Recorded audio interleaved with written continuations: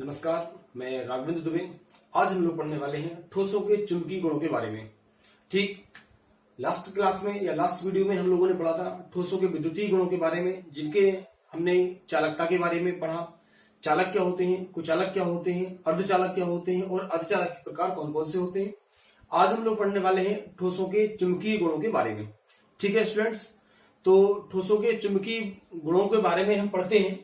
तो ठोसों के जो चुंबकीय गुण हैं, आपको ध्यान रखना है कि ठोस पदार्थों में जो चुंबकीय गुण हैं वो इलेक्ट्रॉन की गति के कारण होते हैं। ठीक है, आपको ये बहुत अच्छे से समझना है कि ठोसों के जो चुंबकीय गुण होते हैं वो इलेक्ट्रॉन की वजह से होते हैं। और हम जानते हैं कि इलेक्ट्रॉन की जो गति होती है वो दो प्रकार की होती है। ठीक है ना, इलेक्ट्रॉन की गति दो प्रकार की होती है। तो सबसे पहले तो हमें याद रखना है कि ठोस पदार्थों में जो चुंबकीय गुण होता है वो इलेक्ट्रॉन की गति के कारण होता है। ये बात आप अच्छे से समझ के इसको याद रखिएगा। जैसे अगर हम बात करें, यहाँ पे चूंकि हमें पढ़ना है ठोस के बारे में, लेकिन आपको ध्यान रखना है कि कोई भी जो पदार्थ होता है, किसी भी पदार्थ की सबसे छोटी इकाई हम जानते हैं क्या होता है, परमाणु होती है। परमाणु से अणु बनते हैं और अणु से बनता है पदार्थ। तो जो परमाणु है, परमाणु भी हम जानते हैं तीन मूलभूत कणों से मिलकर बना होता है, इलेक्ट्रॉन, प्रोटॉन और न्यूट्रॉन। मीन्स क्या है कि प्रत्येक परमाणु में इलेक्ट्रॉन है और जहां इलेक्ट्रॉन है वहां चुंबकत्व है, वहां क्या है, मैग्नेटिज्म है।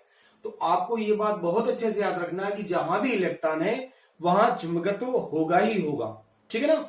और किसी भी चीज में जो चुंबकत्व उत्पन्न होता है, जो मैग्नेटिज्म उसमें बनता है, वो इलेक्ट्रॉन के मोशन की वजह से होता है, इलेक्ट्रॉन की गति की वजह से होता है। तो देखिए, हम लोग जानते हैं कि इलेक्ट्रॉन की जो गति होती है वो दो प्रकार की होती है। ठीक है, तो आपको ये अच्छे समझना है यहां से कि जो इलेक्ट्रॉन की गति है, ठीक है ना, इलेक्ट्रॉन की जो गति होती है वो दो प्रकार की होती है। एक है कक्षीय गति और एक है स्पिन गति। आप इसको बहुत अच्छे समझेंगे। ठीक है, कौन कौन सी गति होती है देख पा रहे हैं आप लोग। एक होती है कक्षीय गति मीन्स ऑर्बिटल गति, और एक कौन सी है, चक्रण गति मीन्स स्पिन मोशन। ठीक है ना। तो यहां से आप लोग देखेंगे बहुत अच्छे से कि जैसे हम जानते हैं कि हमारी पृथ्वी सूर्य के चारों ओर क्या करती है, एक चक्कर लगाती है। ठीक है ना, कक्षीय गति होती है और चक्रण गति। आप लोगों को बहुत अच्छे से याद रखना। चलिए, तो आप लोगों को ध्यान रखना है कि इलेक्ट्रॉन की जो गति है वो दो प्रकार की होती है। मान लीजिए कि कोई वस्तु है और यहां से, जैसे मान लीजिए हमने कि नाभिक है, क्या ये नाभिक है, इस नाभिक के परमाणु में क्या करता है, इलेक्ट्रॉन नाभिक के चारों ओर चक्कर लगाता है, हम जानते हैं। मान लीजिए ये उसकी कक्षा है और ये जो इलेक्ट्रॉन है ये क्या कर रहा है, इसके चारों ओर चक्कर लगा रहा है। तो एक तो इलेक्ट्रॉन क्या कर रहा है, आप लोग जानते हो कि इस नाभिक के चारों ओर चक्कर लगा रहा है, मतलब इसकी कक्षा में चक्कर लगा रहा है, कक्षीय गति। और एक मान लीजिए कि ये जो इलेक्ट्रॉन है इसका खुद का जो अक्ष है, तो एक इलेक्ट्रॉन क्या करता है, अपने ही, मान लीजिए यहाँ पे इलेक्ट्रॉन है, ये क्या कर रहा है, अपने ही कक्ष पे घूम रहा है। क्या कर रहा है, ये अपने ही कक्ष पे घूम रहा है। तो ये इसकी होती है एक चक्रण गति। तो इलेक्ट्रॉन, आपको ध्यान रखना है कि ठोस पदार्थों में जो चुंबकीय गुण है वो इलेक्ट्रॉन की वजह से आते हैं। इलेक्ट्रॉन की जो गति होती है वो दो प्रकार की होती है, कक्षीय गति और चक्रण गति। ठीक है, तो ये आप लोगों को क्लियर हुआ, ये आपको बहुत अच्छे से याद रखना है। आगे देखेंगे आप लोग कि हम जानते हैं कि कक्षक हम लोगों ने पढ़े हैं। अगर मान लीजिए एस कक्षक की बात करते हैं तो एस में आप लोग जानते हो कि एक ऑर्बिटल होता है। ठीक है, इसे बॉक्स कहते हैं। एक ऑर्बिटल में इलेक्ट्रॉन कितने होते हैं हम जानते हैं, एक में इसमें क्या होते हैं, दो इलेक्ट्रॉन होते हैं, हम जानते हैं। कितने होते हैं, दो। इलेक्ट्रॉनों के बारे में पढ़ा कि इनका चक्रण कैसा होता है, विपरीत होता है दोनों इलेक्ट्रॉनों का चक्रण।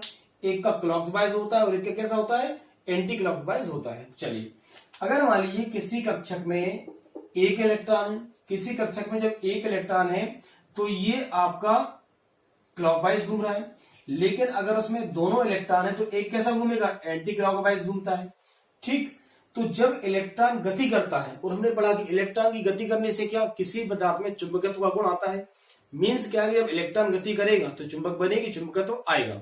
तो अगर आपको ध्यान रखना है कि जब एक इलेक्ट्रॉन गति करेगा तो उसमें चुंबकत्व बनेगा। एक इलेक्ट्रॉन गति करता है तो उसमें क्या होता है, चुंबकत्व बनता है।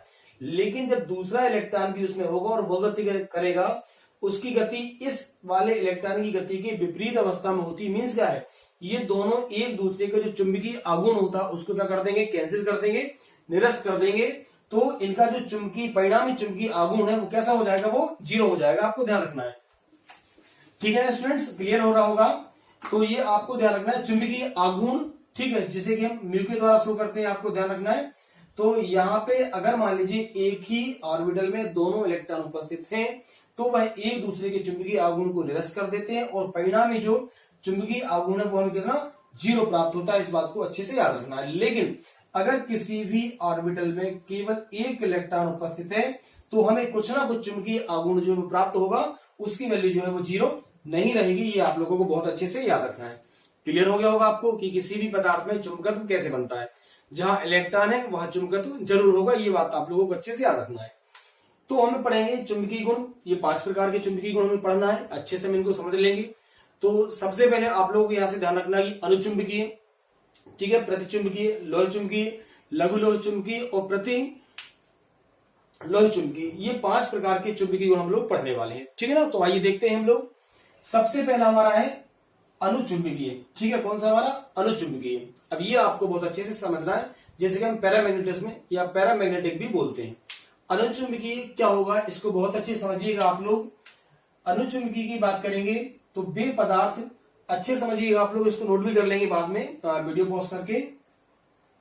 वे पदार्थ जो चुंबक से सामान्य रूप से आकर्षित होते हैं, याद रखिएगा, हम अनुचुंबकीय के बारे में पढ़ रहे हैं। तो क्या हो जाएगा? वे पदार्थ जो चुंबक से सामान्य रूप से आकर्षित होते हैं अनुचुंबकीय कहलाते हैं। क्लियर है? अनुचुंबकीय कैसे कहेंगे हम? वे पदार्थ जो चुंबक से सामान्य रूप से आकर्षित होते हैं अनुचुंबकीय कहलाते हैं। इन पदार्थों में अयुग्मित इलेक्ट्रॉन उपस्थित रहते हैं, ये बात आपको याद रखना है। ठीक है, तो क्या होगा इनमें? मान लीजिए कि ये ऑर्बिटल है, ठीक है, इनमें कैसे होते हैं? अयुग्मित इलेक्ट्रॉन होते हैं। अयुग्मित मीन्स क्या होता है? इनमें युग्मन नहीं होता, पेयर नहीं बनता, आपको ध्यान रखना है। तो इनमें अयुग्मित इलेक्ट्रॉन उपस्थित रहते हैं और चुंबक हटाने पर इनका चुंबकत्व समाप्त हो जाता है। बचपन में हम लोगों ने खेल खेला है कि चुंबक के पास हम कोई लोहे की कील ले जाते हैं, तो मान लीजिए ये हाथ मेरा यहाँ पे चुंबक का काम कर रहा है, इसके पास हम ये कील ले जाते हैं, तो ये क्या होगा? इसे चुंबक से चिपक जाएगी। तो इस कील में क्या होता है? कुछ मात्रा में चुंबकत्व गुण भी आ जाता है। अब इस कील के पास मान लीजिए हम कोई दूसरी कील ले जाते हैं, तो ये जो कील है ये चुंबक का कार्य यहाँ पे करने लगती है, हम लोग बहुत अच्छे से जानते हैं। तो जब ये दूसरी कील हम इसके पास ले जाएंगे तो क्या होगा? ये चुंबकत्व का काम करती है और ये इसको भी अपनी ओर आकर्षित करेगी। लेकिन जैसे ही हम ये चुंबक को यहाँ से हटा लेते हैं और फिर इस कील को हम इस कील के पास ले जाएंगे तो ये चुंबक का गुण इसका चला जाता है। क्लियर? समझ में आ रहा होगा आपको अच्छे से। तो यही बात है, आपको ध्यान रखना है कि चुंबक हटाने पर इनका चुंबकत्व क्या होता है? समाप्त हो जाता है। और सबसे इंपॉर्टेंट बात आपको याद रखना है, अयुग्मित इलेक्ट्रॉन उपस्थित होते हैं। क्लियर है? तो इनमें क्या होता है? अयुग्मित इलेक्ट्रॉन उपस्थित हुए मीन्स क्या है? अभी आपको बताया था कि जैसे ये क्लॉकवाइज घूमेंगे तो इनका जो चुंबकीय आघूर्ण है वो प्राप्त होगा, मतलब इनमें चुंबकत्व बना रहेगा। लेकिन चुंबक हटाने पर इनका चुंबकत्व जो है वो समाप्त हो जाता है। ठीक है, इसके एग्जाम्पल हो जाएंगे ऑक्सीजन है, Cu2+ है, Fe3+ है, PiO और CuO। क्लियर हो रहा है? तो ये हमें ध्यान रखना है, ये हमारा कौन सा था? अनुचुंबकत्व या अनुचुंबकीय पदार्थ। ठीक, नेक्स्ट हम देखते हैं प्रतिचुंबकीय। इसका जस्ट कैसा रहेगा? अपोजिट रहेगा, आप लोगों को ध्यान रखना है। ठीक है, प्रतिचुंबकीय डायमैग्नेटिक। वे पदार्थ जो चुंबक से आकर्षित नहीं होते, आपको याद रखना है, वे पदार्थ जो चुंबक से आकर्षित नहीं होंगे। क्यों नहीं होंगे? देखिए, ये सबसे पहली बात आपको ध्यान रखना, वे पदार्थ जो चुंबक से आकर्षित नहीं होते प्रतिचुंबकीय कहलाते हैं। इनमें युग्मित इलेक्ट्रॉन उपस्थित होते हैं, पेयर्ड इलेक्ट्रॉन होते हैं, ध्यान रखिएगा। इनमें जो इलेक्ट्रॉन है वो कैसे होते हैं? इनमें अयुग्मित इलेक्ट्रॉन उपस्थित होते हैं।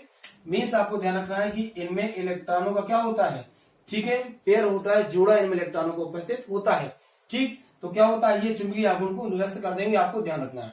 वे पदार्थ जो चुंबक को आकर्षित नहीं करते प्रतिचुंबकीय कहलाते हैं। इनमें युग्मित इलेक्ट्रॉन उपस्थित होते हैं। इसके एग्जाम्पल क्या हो जाएंगे? नमक है, टाइटेनियम ऑक्साइड है, तो NaCl, TiO2 इसके एग्जाम्पल है। H2O भी इसी का एग्जाम्पल होता है, आप लोगों को ध्यान रखना है। मीन्स क्या है? चुंबकत्व का गुण नहीं पाया जाता, आप लोगों को ये बहुत अच्छे से याद रखना है। एक और IMP पॉइंट देखेंगे आप लोग कि किसी भी इलेक्ट्रॉन पर चक्रण की एक दिशा में, हम यहाँ पे मान लीजिए अगर ये नहीं तो इसकी एक दिशा की बात कर रहे हैं, किसी इलेक्ट्रॉन पर चक्रण की एक दिशा में होने से जो चुंबकीय आघूर्ण होता है वह इलेक्ट्रॉन के विपरीत दिशा में होने से चुंबकीय आघूर्ण द्वारा निरस्त हो जाता है। जो मैंने आपको सबसे पहले यहाँ पे बताया था वही बात यहाँ पे लिखी हुई है। क्लियर है? तो इसको आप स्क्रीनशॉट लेके भी नोट कर सकते हैं। हम इसके बाद में पढ़ने वाले हैं बाकी हमारे 3 गुणों के बाद। अब हम लोग पढ़ने वाले हैं लोह चुंबकीय पदार्थों के बारे में। ठीक है, तो देखिए लोह चुंबकीय पदार्थ क्या होंगे? वे पदार्थ जो चुंबक से प्रबलता से आकर्षित होते हैं। ठीक है, देखिए सबसे पहले हमने पढ़ा था, सबसे पहला जो हमने पढ़ा अनुचुंबकीय। अनुचुंबकीय में भी आपने देखा कि वो चुंबक से आकर्षित होते हैं लेकिन इतनी प्रबलता के साथ नहीं होते, वो दुर्बलता के साथ आकर्षित होते हैं। तो यहाँ क्या है कि वे पदार्थ जो चुंबक से प्रबलता से आकर्षित होते हैं लोह चुंबकीय पदार्थ कहलाते हैं। इस बात को अच्छे से याद रखिएगा आप लोग। कि वे पदार्थ जो चुंबक से प्रबलता से आकर्षित होते हैं लोह चुंबकीय पदार्थ कहलाते हैं। चुंबक हटाने पर भी इनका जो है मैग्नेटिज्म है, चुंबकत्व वो समाप्त नहीं होता, ये स्थायी चुंबक होते हैं। क्लियर हो रहा है ये आपको? तो आपको ध्यान रखना है कि ऐसे पदार्थ जो चुंबक से प्रबलता से आकर्षित होते हैं और चुंबक हटाने पर भी अपना चुंबकत्व नहीं खोते, ये लोह चुंबकीय पदार्थ कहलाते हैं। ऐसा क्या होता है देखिए, इनमें अयुग्मित इलेक्ट्रॉन अधिक संख्या में होते हैं। कैसे होते हैं? अयुग्मित इलेक्ट्रॉन अधिक संख्या में होते हैं, और इसका एग्जाम्पल हो जाएगा फेरस है, कोबाल्ट है और निकल। आपको याद रखना है फिकोनी, ठीक है, क्या याद रखिएगा आप लोग यहां से, फिकोनी, फेरस, कोबाल्ट और निकल। क्लियर है? तो ये संगम तत्व है, आप लोग जानते हैं। तो हमने पढ़ा लोह चुंबकीय पदार्थ वे पदार्थ जो चुंबक से अत्यंत प्रबलता से आकर्षित होते हैं, ठीक है, लोह चुंबकीय पदार्थ कहलाते हैं। इनमें अयुग्मित इलेक्ट्रॉन अधिक संख्या में उपस्थित होते हैं। कैसे होते हैं अयुग्मित इलेक्ट्रॉन? तो देखिए आप लोग देख पा रहे हैं कि अगर मान लीजिए इनमें अयुग्मित इलेक्ट्रॉन कैसे हैं, अधिक संख्या में उपस्थित है, जिससे क्या होता है कि इनका जो चक्रण है वो कैसा होता है, केवल एक दिशा में होता है, और जिससे क्या होता है जो परिणामी आघूर्ण है वो अत्यंत अधिक मात्रा में हमें प्राप्त होता है। ठीक है, इससे क्या होता है, जैसे इलेक्ट्रॉन जितनी ज्यादा गति करेगा तो उतना ज्यादा चुंबकत्व हमें प्राप्त होता जाता है। ठीक, तो ये वो हमारा कौन सा लोह चुंबकीय पदार्थ। अब हम बात करेंगे प्रतिलोह चुंबकीय पदार्थ। ठीक है, बिल्कुल इसका जस्ट अपोजिट होता है। देखिए, जब बराबर संख्या में अयुग्मित इलेक्ट्रॉन, अब बराबर की बात कर रहे हैं, अयुग्मित है लेकिन बराबर है, ठीक है ना, जब बराबर संख्या में अयुग्मित इलेक्ट्रॉन विपरीत दिशा में व्यवस्थित होते हैं, याद रखिएगा विपरीत दिशा में अयुग्मित हैं। मान लीजिए कि ये कैसे हैं, अयुग्मित हैं, लेकिन कैसे हैं, ये विपरीत दिशा में है। क्लियर हो रहा है? ठीक है, विपरीत दिशा में व्यवस्थित होते हैं, जिससे क्या करते हैं वह एक दूसरे के चुंबकीय आघूर्ण को निरस्त कर देते हैं। क्लियर हुआ? तो देखेंगे यहाँ पे प्रतिलोह चुंबकीय पदार्थ में क्या हो जाता है कि जब बराबर संख्या में अयुग्मित इलेक्ट्रॉन विपरीत दिशा में व्यवस्थित होते हैं, ठीक है ना, विपरीत दिशा में व्यवस्थित होते हैं, जिससे वह एक दूसरे के चुंबकीय आघूर्ण को निरस्त कर देते हैं, ऐसे जो पदार्थ हैं वो प्रतिलोह चुंबकीय पदार्थ कहलाते हैं। MnO या फिर MnO2 इसके क्या होते हैं, एग्जाम्पल होते हैं। ये आप देख पा रहे हैं कि जब बराबर संख्या में, मान लीजिए यहां से देख रहे हैं 1 2 3 और 4, ये कैसे एक दिशा में है, और 1 2 3 4 ये कैसे एक दिशा में, तो ये क्या करते हैं, एक दूसरे का जो चक्रण होता है वह एक दूसरे का जो चुंबकीय आघूर्ण है उसको क्या करते हैं, कैंसिल कर देते हैं, जिससे परिणामी जो चुंबकीय आघूर्ण हमें वो कैसा, जीरो प्राप्त होता है। ये आप लोगों को ध्यान रखना है। और इससे क्या करते हैं, इसलिए एक चुंबक की ओर आकर्षित नहीं होते। ठीक बात।